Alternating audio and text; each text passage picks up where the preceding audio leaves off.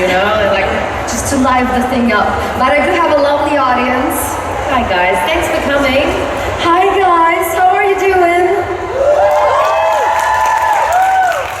Isn't it mind-blowing that all those people came here to see you chat? It's so surreal. I hope I'm not boring. I hope I deliver. Oh Jesus, what a pressure. No, I think we'll find, you know, I think we can do this. So far, all I've learned in German, I've said it to a few of the people I've met, but wait, schön dich zu sehen. Schön dich zu sehen. And danke. So, that's your first time in Germany, am I right? Or no, I came when I was 18 to Berlin for 2 days.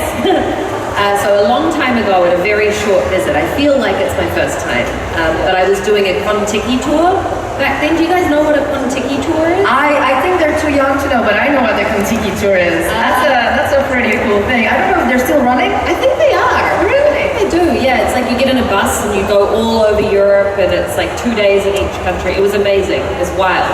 I can imagine. It's yeah, it's definitely a something. Exactly. Did you learn anything from that trip? That putting up a tent for like one night isn't worth it. Just sleep under the stars. True. If the weather allows. Yeah, exactly. I did a lot of that. That depends on what kind of tent you have. Now you have the 3-second ones when you like swish. And they didn't have those back in my day, kids. But then you have 30 minutes to put them back in the bag. It's complicated. That's the worst bit, yeah. That's the worst. So I've read on internet that your first role was when you were 2. And that's not really acting a lot. It's just like sitting there and not crying, isn't it? That's basically it. It's still what I do, really. I just sit still, try not to cry, go to the toilet when I'm told, things like that. Just deliver the lines. Exactly. But do you remember that first moment when you felt on set or on stage like, oh, this is it. I love it. This is what I want to do till the rest of my life. Was it a moment or a series of events? Yeah, there were 2 moments that really stand out for me. When I was 8, I was in a film with a director called Harry Sinclair, and he just, like, it was the first really creative feeling experience I had. He did smart things, like he said to me. It didn't matter to him what my character's name was. It was a tiny role. And he was like, you know, what do you think? You get down to my level and talk to me and say, what do you think your character would be called? Like, what do you feel like her name would be? And I just remember thinking at the time, like, oh, my input here is important. Like, I think her name would be Lucy, and like had some choice. They don't even use my name. It doesn't matter what my name was. But he was smart in knowing, like, when you have a sense of artistic collaboration, you feel invested. And so that was a real standout. And then I also did Xena when I was 9. I played young Xena. So Lucy Lawless was pregnant and she wanted to have a very light episode. She didn't want to, be filming all day, every day when she was heavily pregnant.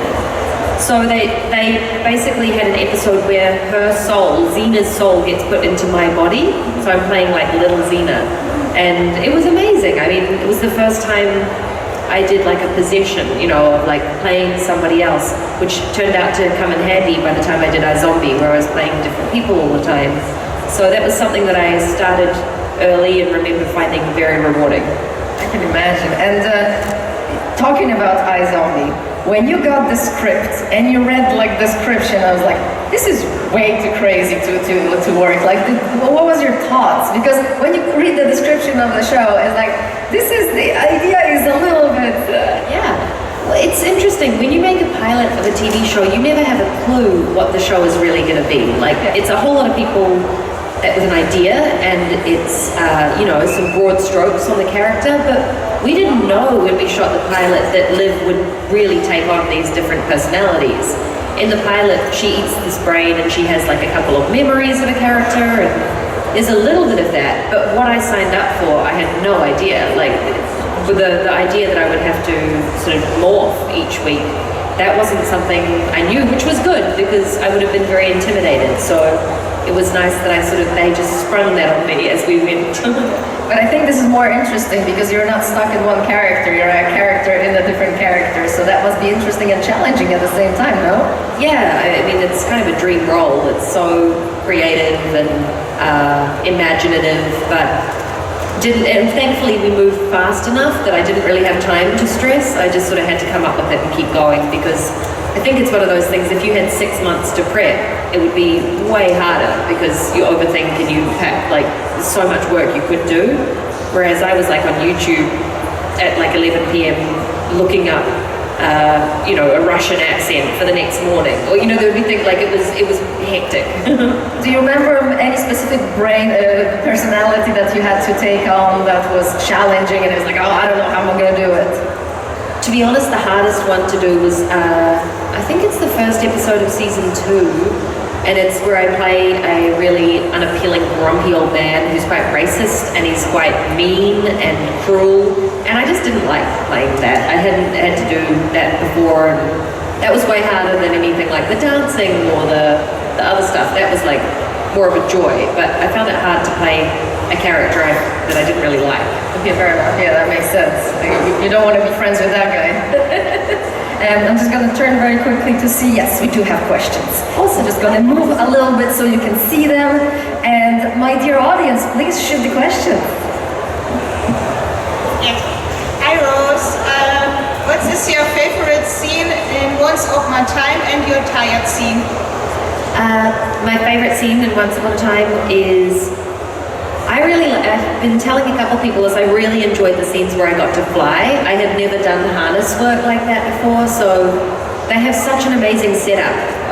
The way that production worked, there were harnesses suspended from like wires all across the ceiling of the studio, and you could travel around, and it was great. But by hour sort of 12 in the day, your legs have gone completely numb because you're in the harness. So yeah, I'm glad it wasn't all the time. Okay. Thank you. Thank you so much. Next question, please. Hello, hi. It's an honor and pleasure to meet you here in Germany. I just have one question regarding Once Upon a Time. If there is like one memory that pop up right now of an offset situation that happened to you, what would it be? I think the standout for me was becoming friends with Jennifer Morrison, because she and I both looked at each other in the tents, or like I think it was a green room kind of setup, like a tent, and we both had our books out, and I just remember liking whatever her book was and being like, what's that? When did you start reading that? And we kind of connected over that to begin with, and she became like, we're very, very dear friends now. That was a standout offset. Thank you so much. Thank you. Next question, please. Hello. IZombie question. The lots of brains you had to eat there. How did that taste like? What was the end of it? The brains you had to eat. Oh, the brains are disgusting, guys. I don't recommend them. I really you'd think after 5 years I would get used to it. I didn't. It was always like gelatin covered in like corn syrup, and it was just rank. And they would put them with things that it doesn't go with. It was like kind of sweet, and then you're eating it with like a salty ramen noodle. The whole thing didn't work. Didn't work for me, not into the brains. That's like the one thing about IZombie I don't miss. So brain diet, it's not. I'm not on a brain diet myself, no. It's a pity they look so tasty. Thank you very much. Thank you. Next question, please. Hi. As I told you at your table, I know you since Power Rangers, and I want to ask if they ask you, would you come back for an anniversary episode? Yes, I loved working on Power Rangers. I mean, it films, I don't know if it still does, I think it films about 15 minutes away from where my parents live. So it's very convenient, I get to see my family. And it's like, jumping around in these suits fighting rubber monsters, it's awesome. I loved all of the stunt work that we got to learn on that. I worked with some of my best friends. I see those people still. There's a couple of friends, I don't know how many of you know Power Rangers, or RPM was the season we did, but Olivia Tennant, who played Dr. K, is still I saw her 2 weeks ago when I was in New Zealand. We're close, so I've had a lot of casts that I've become very good friends with in that way, and it's been a very special part of my job. Okay, thank you. Thank you so much. Next question. Your costume is awesome. I wanted to so much. You look great. My question is also Once Upon a Time related. You played Tinkerbell, and she's obviously like such a huge iconic character. How was that to play a character like that and just give it something new, I guess.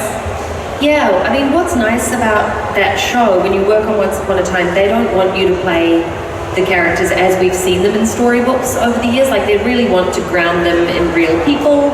So for me, when I was thinking about playing Tinkerbell, I wasn't thinking about her as a little fairy. I was thinking about her as somebody who's frustrated and feels minimized and has something to overcome. And so I didn't really lean too much into the traditional character. You know, I enjoyed finding some of the dimensions to her, because she's obviously always reduced, you know, in such a tiny little thing, and she's got a big personality under it all.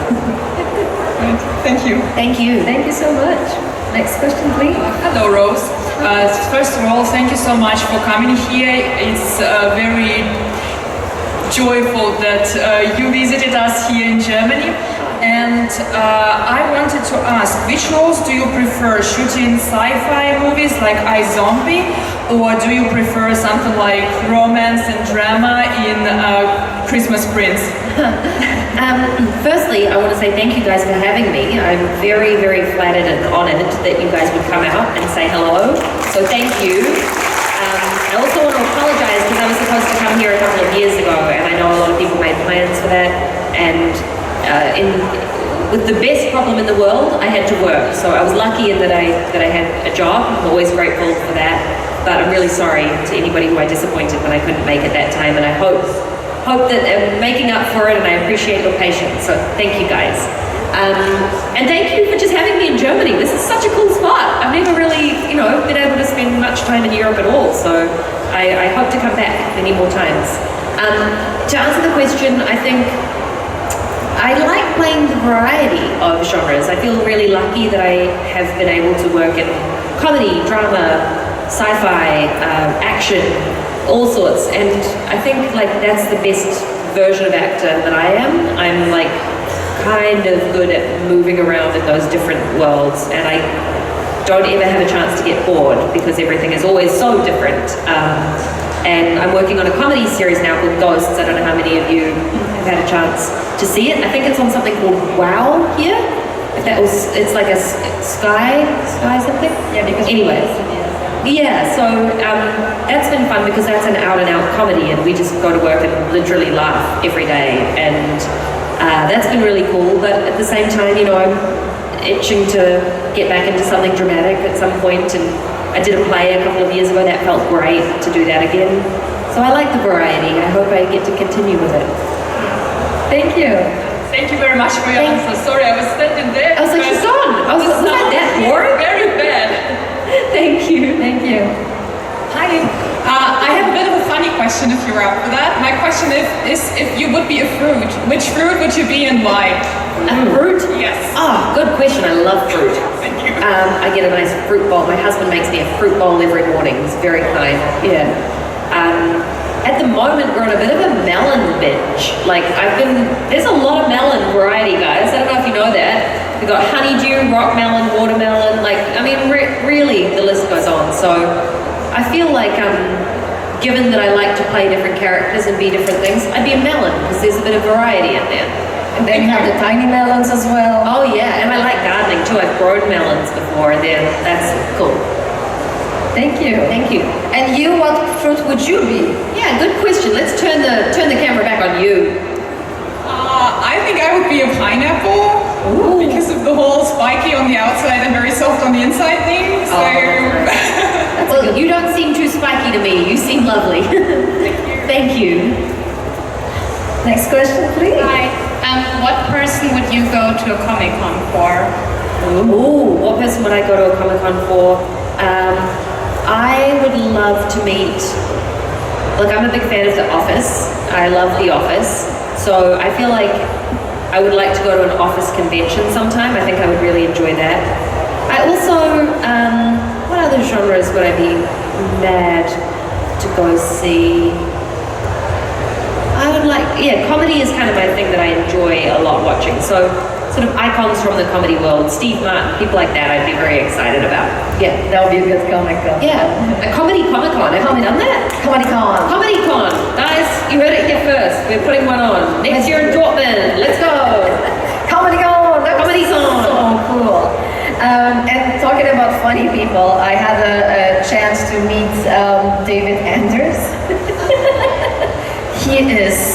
so much energy. That guy, I don't know how he has that much energy all the time. I'm like, are you 15 still?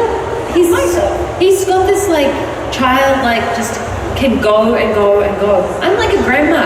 You should see me tonight by 7 p.m. I will be like at home, crochet out, like, you know, jigsaw puzzle next to me, cup of tea. I don't know how you kids do it. I don't know, but because he was a guest here as well last year, and he's just a fire. How is working with him? Well, because we were playing mortal enemies in the show, we didn't actually work together a lot because he kind of carried a lot of the storylines that I wasn't in, but he's so talented. I think he's such a brilliant actor. Whenever we had scenes together, it was always good. He brought his A game, and like I knew that he could throw me on the back foot in the way that Liv needed to be in the show. And you just mentioned crochet. Do you crochet? I love crochet. Do I have any crafters out here? Anybody who knits? Yeah, I noticed as I came up. It's who made it? Oh, it's an artist that I think she has a stall here. And It's she made so it beautiful, cool. isn't it? It's beautiful. Yeah, I love it, and I like crochet, cross stitch. cross stitch. I have gotten into knitting more recently. Okay. But and color work in knitting is hard. It's taken me some time. Yeah, because I am a crocheter as well, so that's why I was like, oh, a fellow crocheter. Oh, that's awesome. What have you got on the go at the moment? I am doing a bikini for my friend, a bikini top. Crocheted bikini, that's cool. Yeah, it's a lot of little things. That's It's pretty fashion. cool, yeah. But I cannot do cross stitch. I tried once, and it's so difficult because this is like you have to be very precise. I'm sure I'm going to have no eyesight. I don't turn on the right lamp and stuff too, so I'm doing. Oh, that's not good. Yeah, you I have to know. be careful. You need your eyes. I'm just going to get full LASIK surgery in a few years, and I'll get some bionic eyes put in. It'll be great. That would be nice, you know, like a little RoboCop situation. And you also not only star in front of the camera, but also you have some credits behind the camera. As a writer, as a director, as a producer, do you want to talk about your projects a little bit? Yeah, I love directing. I really, really enjoy it. I haven't had a lot of time to. I've been very fortunate to be working in, for example, on the show that I'm doing right now, because I'm the lead in it, it's a little bit more challenging for them to carve out the time for me to direct on it as well, but I'm hopeful. And it's something that I've done, I've created a couple of short films with some friends, and then I've got a couple of projects that are in development that I've written, and I really love it. Any of you guys out here filmmakers? Any of you? Put your hands up if you make, like, Any filmmakers? Filmmakers in the house? writers or directors. We got one here. Awesome. A couple of you. Yeah, that's great. I totally advise anybody who's looking to like break into this industry, like make your own stuff. You can now. You don't need to have a giant film camera and a lab to develop it. You can do it on your phones, and you can do it well. So that's cool to see. The technology is here, no, to serve us. And if you would have the budget and the resources and the time and the opportunity to make a feature movie, a long movie, what it would be? Would it be a comedy, horror? Well, I've been wanting to direct a Christmas movie because I did A Christmas Prince, the trilogy, which I had a very great time making with a lot of friends. And I just think I have a pretty good handle on Christmas now. I feel like I know it. I know what works pretty well in that genre. So that's what I'd like to direct, is a Christmas movie. Yeah. Would there be like a twist that it's a Christmas movie with zombies and ghosts? There you go. A very zombie Christmas. Maybe there's something in that. There is, yeah, that might be, you know. you never know. You know, look at us being so thoughtful. First, the comedy Con, we've got a zombie Christmas movie. Yeah. What's going on, you know? If any of you come visit me at the table later on, please tell me your Christmas pitch ideas, because I'm listening. Oh, that's a great idea. You're just making a little note. Exactly. I'll shout you out. I'll give you a idea by. And I would like to close our nice chat with the question that I'm asking everybody that I have on the stage. It's a very nice question that one of the fans actually gave us. And it's a question: what is the one single best thing in your life? The first thing that comes to your mind. My family. My family. I'm really lucky. I know not everybody does have such a great experience, and I feel so grateful that my parents are amazing, my brother and his wife and kids, and my husband and his family. I feel very lucky. Everybody's well at the moment, so we'll take that. I have family and health. I'll take health too. Yeah. And I'll take fans, and I'll take work, and I'll take pets, and I'll take friends. All that stuff. That's good. Everything is good. Well, thank you so much. It was a pleasure having you here, and you're very, very welcome in Germany. And guys, if you have any pitch for a Christmas movie, you can visit Rose at her table. Dankeschön. Dankeschön. Thank you so much.